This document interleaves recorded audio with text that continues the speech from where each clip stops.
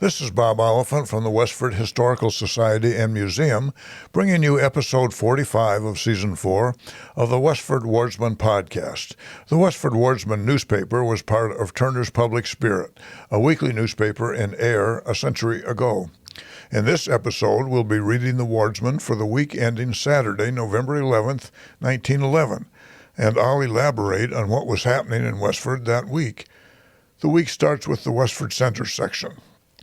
Communications from the New York offices of the Hamburg American Line's crews around the world state that they have received cable messages from the SS Cleveland from Madeira, Gibraltar, and Villefranche, telling of the arrival and departure from those places as per schedule.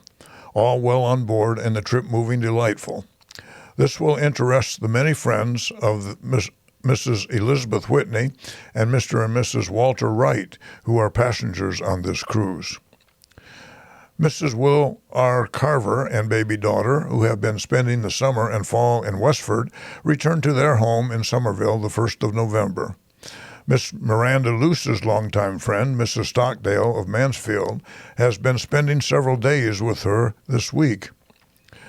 Mrs. A.S. Wright's niece and companion, Mrs. Etta Lewis, is absent at the home of her son, Harry Lewis, where she has welcomed another little grandchild.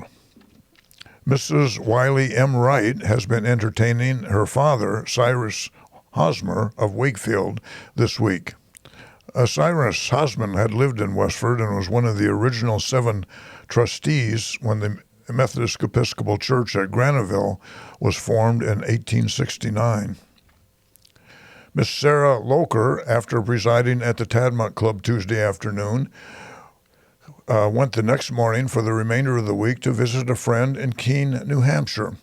Mrs. Herbert Hildreth's many friends are glad she is making a good convalescence from the operation on her throat that she underwent recently at the Lowell General Hospital. The electricians completed their work and the new electric lights were turned on for the first time Wednesday evening for lighting the streets. Those who had their houses wired have had them lighted for some time. The bright moonlight competed for honors somewhat Wednesday evening, but come dark nights with our tree-lined main streets, this latest improvement will be thoroughly appreciated. Workmen have been busy this past week getting Whitney Park in order for the winter. Shrubs have been set to replace those that did not withstand the severe drought earlier in the season, and the remainder of the substantial cement and wooden seats have been permanently placed. This is the little park that's just to the east of Rodenbush Community Center. Friends of the Mrs. Atwood have received postals, that is postcards, from them en route to the Pacific Coast, telling of a pleasant trip thus far. Owing to the fact that 33 Westford patrons attended Neighbors' Night by special invitation the previous evening, and 12 others went to Littleton the same evening, the attendance was somewhat small at the Grange last Thursday evening, but those present had a pleasant time. Mrs. Josie Prescott had charge of the lecturer's hour and had special singing arranged in a Thanksgiving quotation contest, which was well carried out. About a dozen members of Westford Grange attended the meeting of North Middlesex Pomona Grange at Draycott last week Friday. The communion service was observed at the Congregational Church Sunday morning at the close of the regular preaching service with a large percentage of the members present. Miss Grace Lumbert has been presiding at the organ most acceptably and in the absence of Miss May Atwood, the regular organist. The Edward M. Abbott Hose Company held their regular monthly meeting at their headquarters on Boston Road Wednesday evening. The first supper of the season was served. Herbert Fletcher, William E. Wright, and Robert E. Prescott were appointed a committee of 3 to arrange for the annual Firemen's Ball. William Woods, William Wright, and Robert Prescott were appointed as a committee to confer with the Selectmen and Board of Fire Engineers and to act with full power in relation to electric lighting of the hose house. From 1908 to 1916, the Westford Center or Central Fire Station was located in rental quarters in the old wheelwright shop of Mrs. Nelson Tuttle at 14 Boston Road. In 1916, it moved to the old Westford Academy building, now the Westford Museum. The genial junior partner at Wright and Fletcher's store has been enjoying a vacation from store duties and been absent from town the greater part of this week. This was probably Harwood Livingston Dick Wright, the son of the original junior partner, Nahum Harwood Wright, who died in 1910. The next paragraph is titled Club Meeting. The fine weather Tuesday was an incentive to an excellent attendance at the Tadmont Club at Library Hall. Charles Prescott had charge of the program and gave the first paper in the season's special topic for study of South America. The special subject for his meeting was the dramatic story of the conquest of Peru. The paper was carefully prepared and full of interest and instruction and promises well for the success of the perusal of the season's study. Mr. Prescott illustrated his talk with a large map of the country. Roll call was responded to with quotations, etc., suitable to autumn, and was well sustained. The club's recent action to enlarge the membership from 75 to 100 has admitted the following new members: Mrs. David Grieg, Mrs. Wiley Wright, Mrs. Walter Merritt, Mrs. Dexter Cogshell, Mrs. Ella Langley, Mrs. Arthur Wilson, and Mrs. Edward Prescott. The next section is titled An Interesting Address. At the Congregational Church Sunday evening, Superintendent of Schools Frank Hill of Littleton was the special guest and speaker of the evening. Mr. Hill gave a most excellent address, particularly to the young people, but of interest to all who heard him. There was a large number present to hear Mr. Hill. Some points particularly well elucidated were the relation of scholars to their parents, that the spiritual side of a child's nature should not be neglected, and that the best mental development could not be attained without attention to the physical, moral, and ethical training. Also, the mutual relations of the school and home. The dominant impression conveyed by Mr. Hill in all that he said was a very genuine, intelligent, and sympathetic interest in school children individually and collectively. Many took the opportunity to express their appreciation to Mr. Hill at the close of the meeting for his gracious service. Mr. Osgood conducted the song service, and there was special singing by Miss Althea Sims. The next section is the About Town section. A small brook that is tossed about among the rocks on the northerly slopes of Francis Hill, near the Fletcher farm at Brookside, has been cleared of the gathered debris of years, enabling transportation by the way of water to Stony Brook and thence to the sea to be more modernly rapid. Part of the way, this water is the dividing line between the Fletcher farm and the home place of John Sundberg.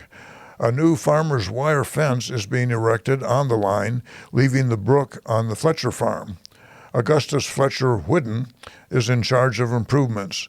In addition, a new telephone line will soon connect at Brookside. The John Perkins family have got cozily settled in the John H. Decatur house on the Lowell Road, having moved from the Bean Cottage at Westford Center. Bean was a cottage that was owned by a Bean. It's a capital B. A carload of stone at the H.E. Fletcher Stone Quarry on Oak Hill got started on downgrade last week, running at a high rate of speed to Brookside, where the car jumped the track, making it necessary to unload the stone. The electric lighting apparatus at Brookside is all ready for unveiling. Thomas Bartlett, one of the substantials of Brookside, has moved his personality to Vermont. All other valuables, including a wife and 7 children, still keep guard over the industrial life of Brookside.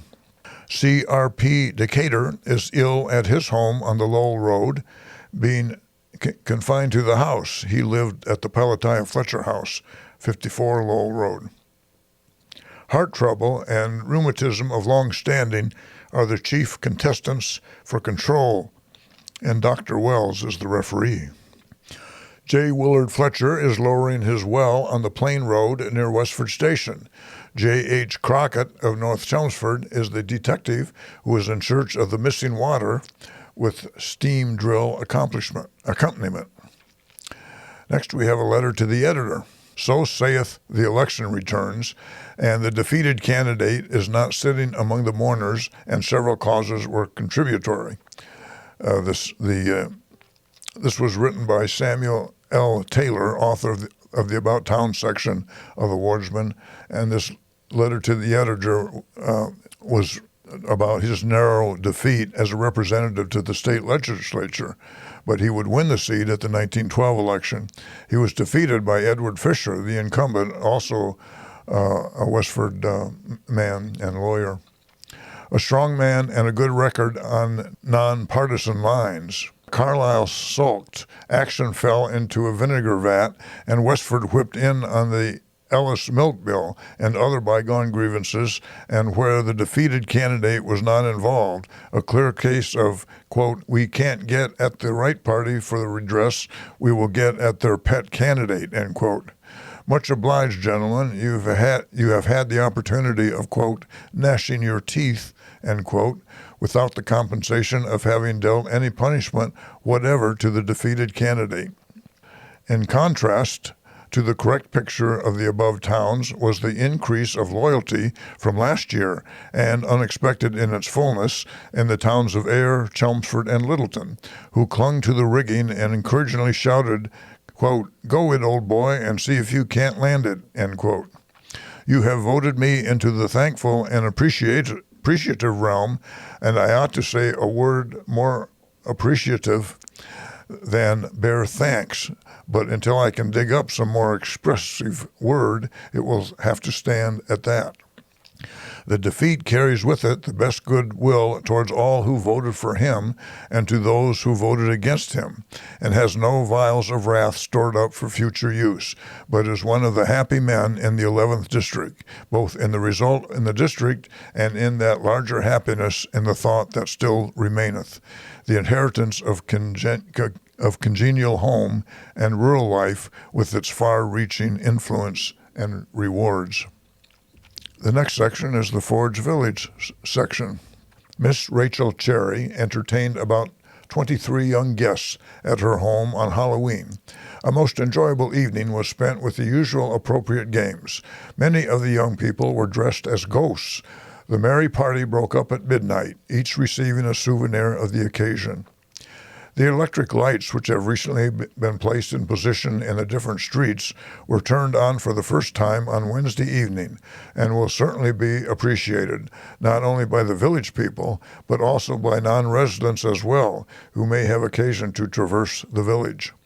George Weaver, who has recently accepted the position of manager of Mr. Priest's large poultry farm at North Littleton, intends to move his family there shortly. Miss Sadie Smith has recently joined the Choral Society of Lowell. Mr. and Mrs. Joseph Bennett are rejoicing over the arrival of a little daughter at their home last week, Thursday. Alice Bennett was born on November 2nd, 1911. The Ladies' Sewing Circle met at Recreation Hall on Wednesday afternoon at the usual hour. A dainty collation was served after the meeting. Recreation Hall was the meeting room in St. Andrew's Mission. Mr. and Mrs. Fred Naylor are occupying the cottage on Pine Hill, formerly occupied by Mrs. Miller. Mrs. John Jones of Worcester was the guest of her parents, Mr. and Mrs. William Burnett, on Saturday and Sunday. The Mrs. Mary and Agnes Moran of Lowell visited at the home of Miss Nellie Burns over Sunday. Edmund Hunt and family recently moved into one of the new houses on Orchard Street. Loyal Self-Help Lodge of Oddfellows held their regular meeting at Abbott Hall on Monday evening. A large attendance was present. John Brown, who has recently been working in Ayer, has accepted a position in Manchester, New Hampshire. Gerald Daly has returned to Fitchburg after his illness of the past couple of weeks. And that's the news in Westford for the week ending November 11th, 1911. Thank you for listening, and thanks to Ryan Cousins of WestfordCAT for providing technical support. You can find transcriptions and podcasts from the Westford Wardsman at our website at museum.westford.org or visit the Historical Society's Facebook page for more Westford news from days gone by. This is Bob Oliphant, and I hope you will join us for next week's Westford Wardsman podcast. Thank you.